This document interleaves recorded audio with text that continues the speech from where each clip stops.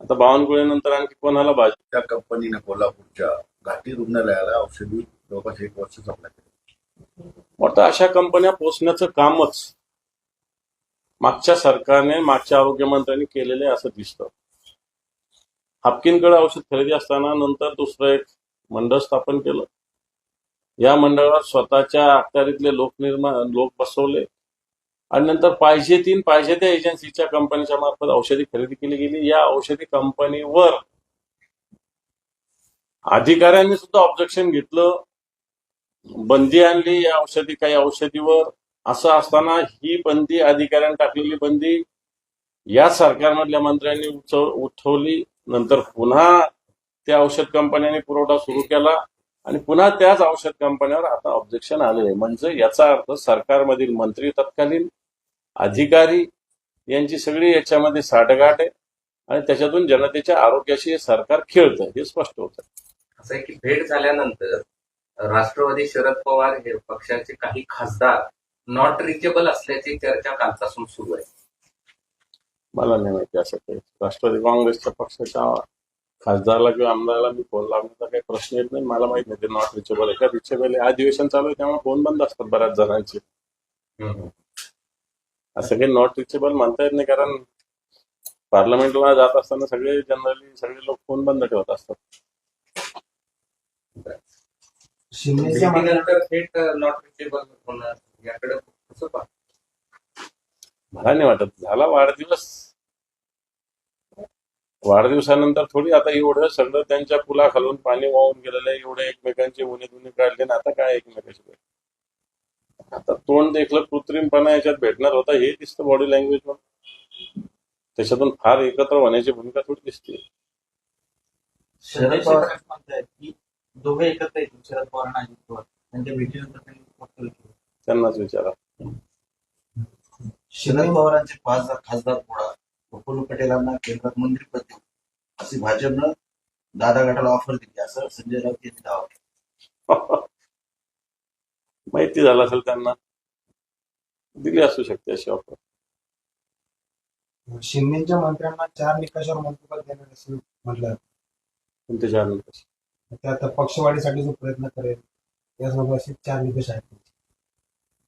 ज्याचे त्याचे मंत्री जो तो पक्ष ठरवत असतो. असे निकष दुसरा पक्ष लावत असेल तर मग त्यांच्याबरोबर राहायचं कशाला. ज्याच्या पक्ष त्याला कळतो ना.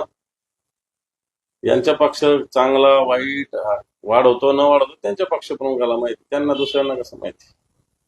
तर मला नाही वाटत असे निकष सगळे लावतील. पण दोन्ही पक्षातील मंत्र्यांच्या लिस्टला भाजप हिरवा कंदील असेल तर पुढे जाईल आणि त्या पक्षाला सुद्धा मंत्रिपद भेटेल अशी शक्यता आहे, चर्चा आहे. तुम्हाला असं खरं वाटतं की भाजप असं मंत्रिपद भाजप करेलच, कारण शेवटी आता हे पूर्णपणे भाजपचं सरकार आहे. जे काही या सरकारच्या फेल्युअर किंवा सक्सेस हे भाजपच होणार आहे. बाकीच्या पक्षाला कोण विचारणार आहे ते फेल आहे का सक्सेस आहे म्हणून. तेव्हा जनरली भारतीय जनता पार्टी याच्यावर पूर्णपणे लक्ष ठेवेलच. पण भाजपच्या सरकारमध्ये तुम्ही दोन्ही पक्षाला बघतच नाही, त्यांचे पण 50-60 आमदार असू द्या ना, पण मेजॉरिटी आहे ना. लोकशाहीमध्ये मेजॉरिटीला महत्व आहेच ना. तर मेजॉरिटी त्यांची असल्यावर त्यांना काय करणार, पर्याय काय यांच्या समोर करणार काय भारतीय जनता पार्टी विरोध करण्यात दम या दोन्ही पक्षामध्ये नाही. कारण हे सगळे यांच्या ताटाखालचे मांजरं झालेले. कारण यांचं अजितदादाची प्रॉपर्टी सगळी वाचवली, गुन्हे दूर केले, यांना ईडी पासून दूर ठेवलं, यांच्या कित्येक लोकांची ईडी बाजूला केली. त्याच्यामुळे यांना काय दिशेने 2-4 दिवसावर त्याच्यावर निश्चित आम्ही वाचा फोडू. संजय शिरसाट यांनी ठाकरे गटावर गंभीर आरोप केला आहे. असं म्हणतात की ठाकरे गटाची मानसिकता ही फक्त टक्केवारीसाठी झालेली आहे आणि राऊत काही पण फेकतात, त्यांच्या बातम्यांकडे तथ्य नसतं. मला असं वाटतं तथ्य नसतं तर कशाला रिॲक्शन घेतली नाही म्हणून कोर्टाने थेट पोलीस आयुक्तांना तपास करावा अशा पद्धतीचे आदेश दिलेले. त्या मुलीला रात्रभर बसून ठेवणं गंभीर प्रकरण आहे. मुंबईची मुलगी आहे आणि तिथं धर्मांतर करण्याचा प्रयत्न केला गेला, तिला 4 दिवस डांबून ठेवण्यात आलं. अशा पद्धतीची याचिका त्यांनी कोर्टात केली. पोलिसांनी त्याची दखल घेतलेली नाही. माझी मुलगी भेटली तर पूर्णपणे धर्मांतराचे जर कोण करत असेल तर त्यालाही धडा शिकू आणि त्या मुलीला त्याच्यापासून रोखू. ओके, धन्यवाद.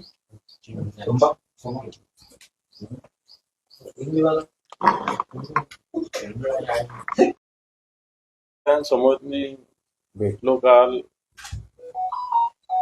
मृत जो सरपंच आहे मस्साजोगचे देशमुख यांच्या निवासस्थानी जाऊन आलो. हृदयाला अशा पद्धतीनं एक वेदना होतात अशा घटना घडली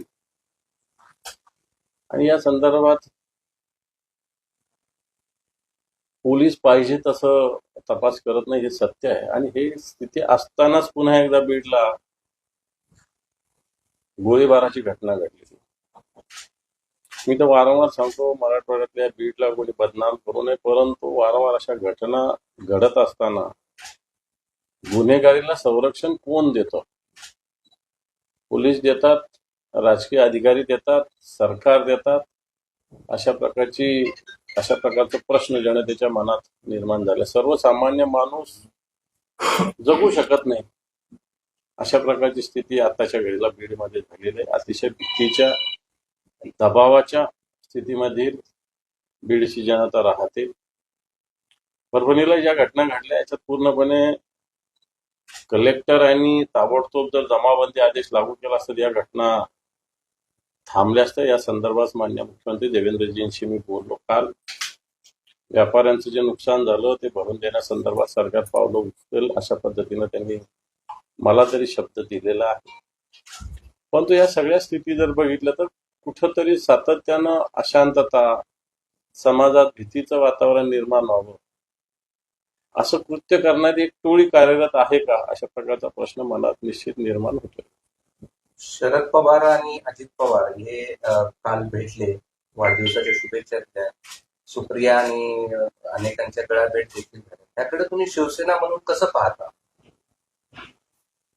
वाढदिवस होता. पवार साहेब एक ज्येष्ठ नेते आपल्या देशातले, महाराष्ट्रातले ज्येष्ठ नेते आहेत. आणि शेवटी राजकारणाच्या पुढे जाऊन काही कुटुंब, काही व्यक्तिगत नातं होतं हे असतंच. आणि मला वाटतं ते पाळण्याचा त्यांनी प्रयत्न केला. याच्यात राजकारणाचा वास मला तरी येत नाही. असं आहे की भाऊबीजेला बारामतीत हे नातं नसतं, मात्र निवडणूक झाल्यानंतर हे नातं वाढदिवसाला पाहायला मिळतं. या सगळ्याकडे तुम्ही शिवसेना म्हणून बघत नाही का कधी, की आपण एवढं सोबत आहे किंवा हे आहे? मग हे भाऊबीजेला दिसलं नाही, मात्र आता मात्र हे नातं दिसलं. म्हणजे एका शहरात असून सुद्धा भेटले नाही, मात्र दिल्लीला एका शहरात असताना गळ्याभेटपर्यंत गेलं. मला असं वाटतं त्यांचा व्यक्तिगत विषय आहे. त्यांचे ते नाते पाळत असतील किंवा पाळावेत त्याच्याविषयी त्यांचा तो प्रश्न आहे. शिवसेना म्हणून मला असं वाटतं याच्यात राजकीय चष्म्यातून बघावं असं तरी आम्हाला वाटत नाही. तुम्ही काय मंथन करणार आहात का अशा विषयावर? वाटतं ते काही सांगून होत नसतं, ते पक्षात चालू असतं या सगळ्या प्रोसेस. आता उद्या जवळपास शपथविधी होण्याची शक्यता आहे. सगळ्या तिन्ही पक्षांनी आता आपापसात मान्य केलेलं आहे कोणतं खातं कुणाला असेल. एवढं शांततेनं झालं असेल असं तुम्हाला वाटतं का? खतखत मला वाटत नाही, कारण ज्या पद्धतीनं बातम्या बाहेर येतात, कोणी सांगतं 2.5 वर्ष याला मंत्री, 2.5 वर्ष त्याला मंत्री. मला वाटतं जशा शिफ्ट असतात कामगाराच्या 8-8 तासाच्या, तसं मंत्रीपद वाटून घेऊ नये म्हणजे झालं. येणाऱ्या काळामध्ये जसं कामगारांच्या 3 शिफ्ट असतात 8-8 तासाच्या, तशा शिफ्टमध्ये मंत्रीपद वाटून घेऊ नये या सरकारमध्ये. असं जर झालं तर मला असं वाटतं चांगलं होईल. म्हणजे असं नाही, त्यांचं ज्या पद्धतीनं चालू आहे की 2.5 वर्ष हा, 2.5 वर्ष तो, मग काही दिवस यांनी हे खातं, काही नंतर. मला असं वाटतं शिफ्ट आपल्याकडे शिफ्ट होत असतात कामगाराच्या, सकाळी हा, दुपारी हा, संध्याकाळी हा. तसं घ्यावं जर होत नसेल तर यांचं खाते वाटत काय एकमत होत नाही.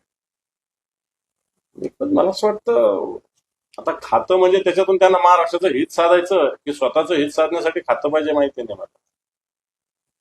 महाराष्ट्राच्या हितासाठी जर खाते वाटपात चर्चा होत असेल तर फार चांगलं आहे, परंतु महाराष्ट्राच्या हितापेक्षा स्वतःचं हित मर्यादा कुठे जास्त मिळतो असं खातं आपल्याला मिळावं अशीच सगळ्यांची भावना दिसते. मात्र हे दुर्दैवी. पण महत्वाची सगळी खाती मॅक्झिमम भाजपनं ठेवली. ठेवणारच, मेजॉरिटी त्यांची, त्यांना गरज सुद्धा नाही कोणत्या पक्षाची. ना राष्ट्रवादीची गरज आहे ना शिंदे गटाची त्यांना गरज आहे. ऑलरेडी त्यांच्याकडे 140-42 माणसं जमा झालेली आहेत. 2-5 वाढायला काही अवघड काम नाहीये. तर मला असं वाटत नाही त्यांना कोणाची गरज आहे. महापालिका स्वबळावर लढवणार असे संकेत संजय राऊत यांनी दिले. तशी चाचपणी सुरू आहे. तेव्हा चाचपणी मी पहिल्या दिवशीपासून बोलतोय की सगळे पक्ष सगळ्या वार्डात सगळ्या विधानसभा मतदारसंघात स्वतःची ताकद कमवण्यासाठी काम करत असतात. शिवसेना सुद्धा सगळ्या वॉर्डामध्ये सगळ्या मतदारसंघामध्ये स्वतःची ताकद असावी अशा प्रयत्नात आहे. असं काम शिवसेनेनं सुरू केलं होतं. एकनाथ शिंदेंनी दिल्ली दौरा पुन्हा एकदा रद्द केला आणि बावनकुळे यांना भाजपनं त्यांच्याकडे पाठवलं. भाजपला दुसरी वेळ आहे बावनकुळेंना त्यांच्याकडे पाठवलं. मला वाटतं इतक्या दिवस फडणवीस यायचे, आता बावनकुळे जात आहेत. आता बावनकुळे नंतर आणखी कोणाला भाजप त्या कंपनीने कोल्हापूरच्या घाटी रुग्णालयाला औषधी जवळपास 1 वर्ष सप्लाय केली. वाटतं अशा कंपन्या पोचण्याचं कामच मागच्या सरकारने मागच्या आरोग्यमंत्र्यांनी केलेले असं दिसतं. हापकिनकडे औषध खरेदी असताना नंतर दुसरं एक मंडळ स्थापन केलं. या मंडळात स्वतःच्या अखत्यारीतले लोक बसवले आणि नंतर पाहिजे त्या एजन्सीच्या कंपनीच्या मार्फत औषधी खरेदी केली गेली. या औषधी कंपनीवर अधिकाऱ्यांनी सुद्धा ऑब्जेक्शन घेतलं, बंदी आणली या काही औषधीवर. असं असताना ही बंदी, अधिकाऱ्यांनी टाकलेली बंदी या सरकारमधल्या मंत्र्यांनी उठवली. नंतर पुन्हा त्या औषध कंपन्यांनी पुरवठा सुरू केला आणि पुन्हा त्याच औषध कंपन्यांवर आता ऑब्जेक्शन आले. म्हणजे याचा अर्थ सरकारमधील मंत्री, तत्कालीन अधिकारी यांची सगळी याच्यामध्ये साठगाठ आहे आणि त्याच्यातून जनतेच्या आरोग्याशी हे सरकार खेळतं हे स्पष्ट होतं. असं आहे की भेट झाल्यानंतर राष्ट्रवादी